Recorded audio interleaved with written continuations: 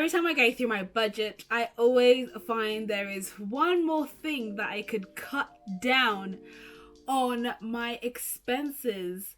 Now, I'm trying so hard to be as streamlined as possible and make sure that I am saving as much as possible, but also making sure that I am not wasting money. So in today's video, I really want to talk about the 10 things I am no longer purchasing and will hopefully not feature in my budget anymore.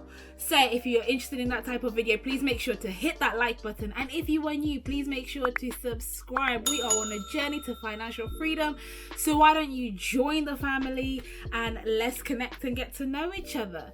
Also, don't forget to hit that notification bell so you can be notified every time a new video goes live. So I've decided to share with you the things that I no longer spend money on, and I think I'm going to do it in 3 categories.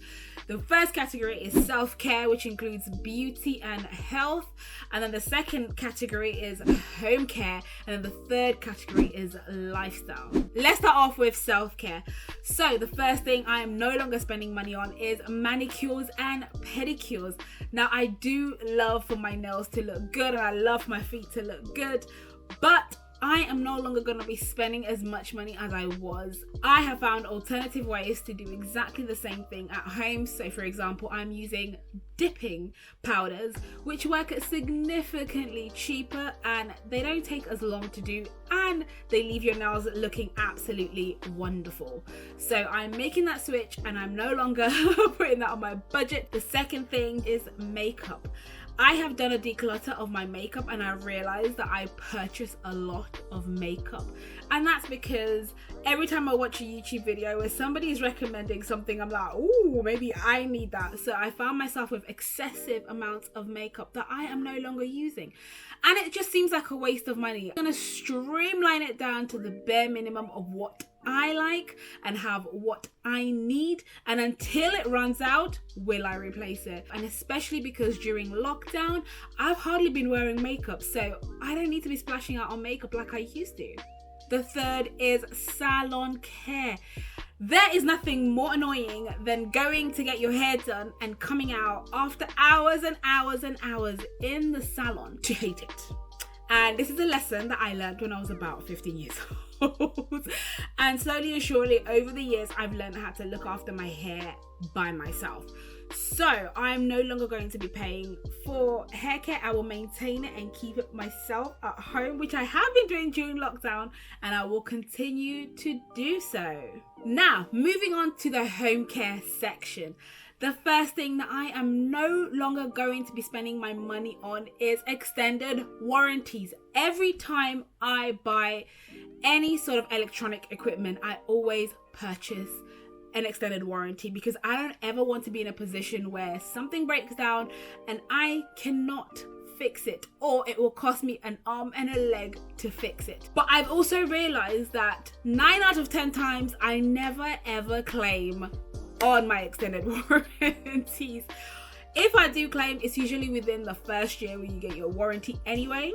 And because I'm working towards building an emergency fund for specific emergencies, I have decided that I'm not purchasing extended warranties anymore. I'm just going to shift some money into my emergency fund, which will cover these emergencies should they arise. The next one is excessive cleaning products. Now, I do love a cleaning product, but the problem is I have cleaning products for my oven, I have cleaning products for my windows, I have cleaning products for the kitchen, I have cleaning products for the bathroom, and it just seems excessive to, 1, be spending that amount of money on cleaning products, and 2, have that many cleaning products, of which most of them I don't use.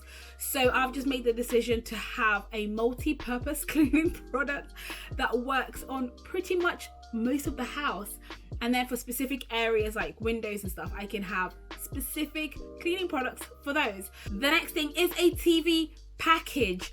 Now, I used to have a Sky TV package that cost me £40 a month, but the reality is I hardly watch TV, and for me that just seems like wasting money and throwing money away when you are not utilizing the one thing that you are paying for. So I have stripped that out of my budget, and I'm actually quite okay with working with internet-based entertainment. I have actually streamlined my multiple subscriptions. It can be so easy to pick up a Netflix account, to pick up an Amazon Prime account, to pick up a Hulu account, to pick up the many internet stream-based services out there. But it makes sense that if your family member has also got a subscription to one of these, you could just work and swap. So I have a Netflix account, my family have an Amazon Prime account. We share, so you can have it for multiple devices. I just get the package for multiple devices. My brother gets a package for multiple devices, and we share. And that way, it's half the cost but double the entertainment. So it makes sense to do that. So I've stripped out a lot of subscription services and we share as a family. The next thing is basic home repairs. Now, I've mentioned this in a couple of my videos because I have to put my hands up and say that quite a few times with my basic home repairs, I have called somebody out and the call out charge has not been cheap. And it just makes sense that actually I should just learn to do the skills. So I'm talking about building IKEA furniture, putting up shelves, doing things that I can actually do by myself. I need to budget and I have an emergency fund for things that need specialist people. But for normal basic home repairs, like fixing a shelf, I can do that myself and I can avoid the call out charges that come with getting a handyman or repairman. And then finally, the last section is the lifestyle expenses. The first thing I have gotten rid of is my gym membership. There are two reasons why I have revoked my gym membership. The first being that during lockdown, I have learned to exercise at home and using the surroundings around me. The second being I'm a single mom and I don't have time where I could just go to the gym as frequently as I used to. Now, I used to have a work gym membership, so I could go to the gym before work, during lunchtime, or after work before I picked up my son.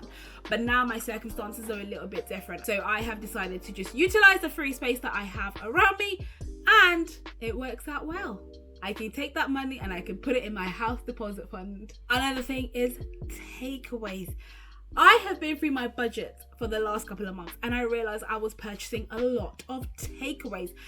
And if I really think about it, the main reason was because I just couldn't be bothered to cook. It can be so easy to pick up a takeaway because you don't want to cook at home. So you can pick up a takeaway on your way from work, or you can pick up a takeaway at lunch, and it can just be easy in your daily routine. But now because I'm at home, it's a lot easier for me to meal plan and to meal prep and to shop for our home, so that I'm not purchasing as many takeaways as possible, but actually substituting that with cooking and eating at home, which is a lot healthier for us and also better financially for me. So I have also learned the practice of doing fakeaways and making it at home, because you realize actually it's significantly cheaper to make these meals at home instead of ordering them out. But now and again, there's nothing wrong with treating yourself to a takeaway. I've just decided not to make it a regular habit. And then another thing that I've realized that I was spending quite a lot of money on is water at restaurants. So whenever we went out to restaurants, I would buy water, and it's shocking how expensive water is at restaurants and how much they mark up water. So I'm just gonna switch to drinking tap water or bringing my own water bottle, depending on what type of restaurant it is. But that should strip that cost off and hopefully should save me a couple of pounds here that actually I can put into my emergency fund as well. And then the other thing is the cinema. Now, we've not been to cinema for a long time, but I do remember that when I used to take my son to the cinema, it would be so easy to pick up a whole lot of snacks at the cinema and just kind of like make an event of it. But I've now realized that actually, one, there's a lot of entertainment at home. I'm paying for packages at home where we can watch movies. My son is actually he doesn't even know the concept of early release movies kind of thing. So all in all, I think going to the cinema will just be a special treat that we do every once in a long while. Please make sure to check out this video, which will show you all the frugal things that I am doing to move me into a place of financial freedom. Please make sure to hit that like button and to subscribe if you haven't done so. And until the next video, take care. Bye.